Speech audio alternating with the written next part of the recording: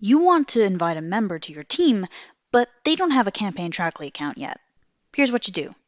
So you invite a team member and enter the team member's email. Make sure this email is not attached to a CampaignTrackly account. If it's not, then you can go ahead and press Send Invitations, and then pass the baton over to the member in question. The person that you invited should have received their own email that looks like this. It has the username of the person who invited them and their own invitation link. And once they click that, they can get started on creating an account, making sure to use the email that they were invited with.